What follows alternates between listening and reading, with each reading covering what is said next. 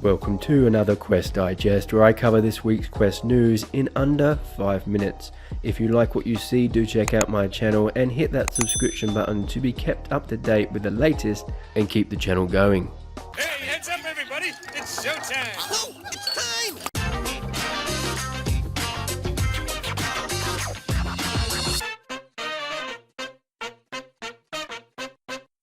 First up, you might potentially be able to beta test this game you're seeing here, Space Team. This is a 6-player multiplayer game where you have to work with your teammates to keep a ship hurtling through space. You have to email the following email to request to be part of the beta. I'll leave a link to the Discord channel in the description below, but the game comes out 21st of May, so it might be too late, although it's definitely worth a try. Otherwise, you can just wait till the game's released. Now, just a quick update on QuestZDoom. It looks like we might see the release of this port, the very latest, mid next week. We also see this QuestZDoom mod by Joss that allows you to holster weapons and use them with both hands, like this pump action shotgun. It's looking amazing. I'll leave a link to his Twitter page in the description below. Now, have you ever wondered what Beatsaber would be like using your fingers? Well, neither have I, but in case you were wondering, this is how it looks. If you were looking to try this one out, unfortunately it looks like the author has no foreseeable plans to release this one on SideQuest.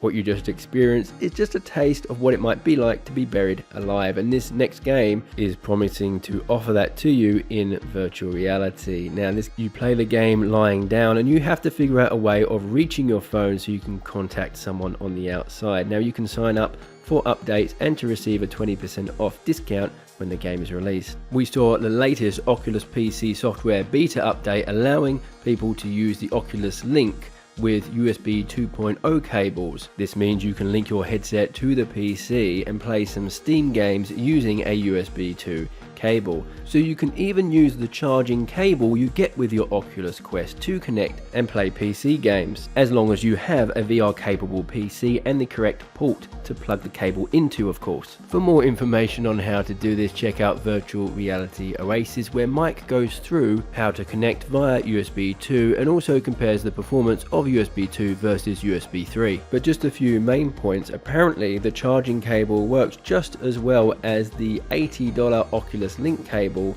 when playing games linked to the PC. Now, it's great that you can do this because now you can connect your PC for free and play Steam games, but that doesn't mean the official Link cable is not worth getting either. Firstly, the official Link cable is 5 meters in length.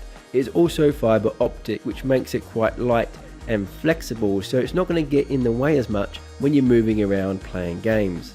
And although I haven't tested this, it might also be better at charging the Quest while you're playing a game. Fiber optics can also transfer more data, making the official Link cable future-proofed to an extent. However, with the advent of 5G, cables might become a thing of the past in the not too distant future. We also heard of Battle Blocks, a game coming soon to the Quest, although there's no official release date as of yet. This is a player versus player puzzle game that's inspired by Tetris, and just like Tetris, when you align the blocks correctly, they disappear, lowering your stack. If your stack gets too high, then it's game over.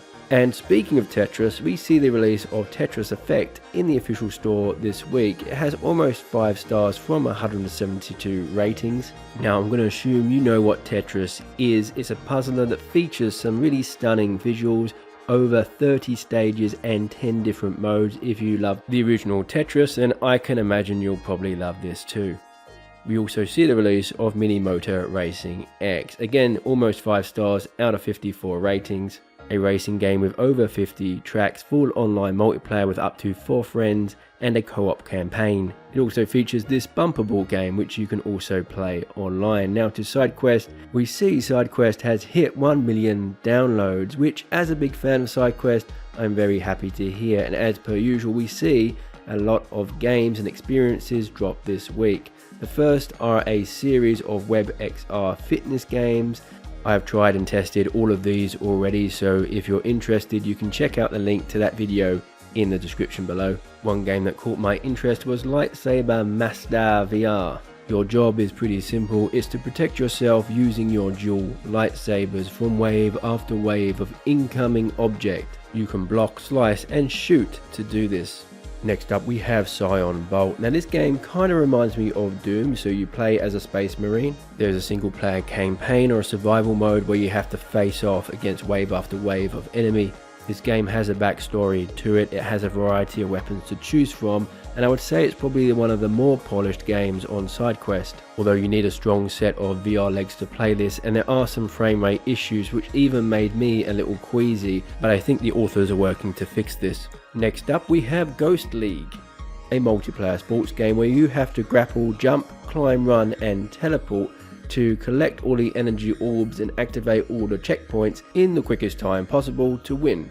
And finally we have Beach Bar VR, where you have customers demanding certain cocktails and drinks that you then have to make and provide in order to earn money. There are 3 difficulty modes and you have to serve each customer in as quick as time as possible. So I think I've gone overtime this week, but that's it for me for now. Hope you enjoyed the video. Remember to like and subscribe, and I'll see you next time.